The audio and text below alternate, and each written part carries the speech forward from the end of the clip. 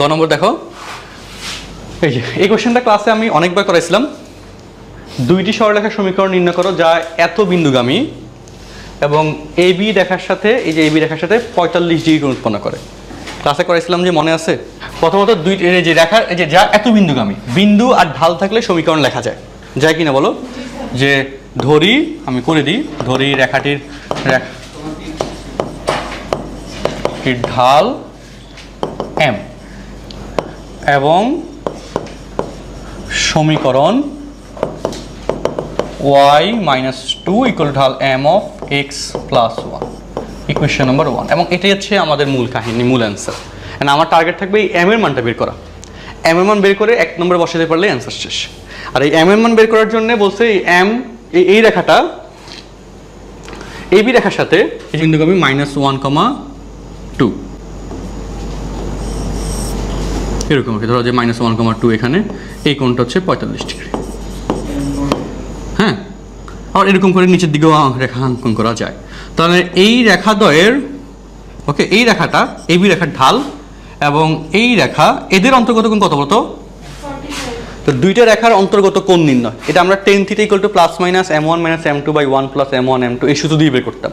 দুইটা রেখার মধ্যবর্তী কোণ কত সেটা বের করার সূত্র ছিল এটা, তাই না? বলো, tan θ = কি বলো? +-m1 - m2/1 + m1 m2। তো এই সূত্র দিয়ে কিন্তু আমরা এখানে ম্যাথটা সলভ করব, যেখানে থিটার মান tan থিটার মানটা হচ্ছে 45, m1 m2 দুইটা রেখার ঢালের যে ব্যাপারটা, একটা ঢাল অলরেডি তুমি বলছো m, আরেকটা ঢাল হচ্ছে কি এখানে m1, ঠিক আছে? হ্যাঁ, যে এখানে AB রেখার ঢাল মিলাও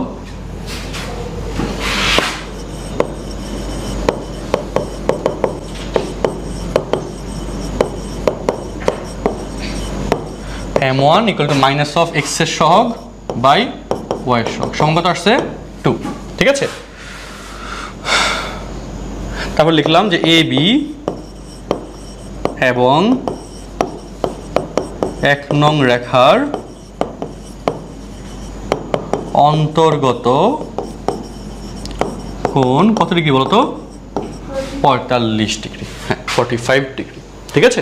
তাহলে এবার হিসাব মিলাও। তাহলে সুতরাং tan 45 ± m AB 1 এবং AB, বুঝো নাই? 1 নঙ্গে আগে রাখতেছি m - m1/1 + m * m1। tan 45 এর মান হচ্ছে 1 ± m - m1 এর মান হচ্ছে 2/1 + m * ওই প্লাস মাইনাস যেহেতু তোমার সমস্যা নেই, একটা আগে ধরলে হলো। তাহলে এখানে 1 + 2m ± m - 2 প্লাস নিয়ে, তোমরা কি অঙ্কটা বুঝছো বলো? এটা কিন্তু অ্যাভেলেবল পরীক্ষায় আসে, কোনো না কোনো কলেজে এটা তুমি পাবা সামনে ফার্স্ট ইয়ার ফাইনালে।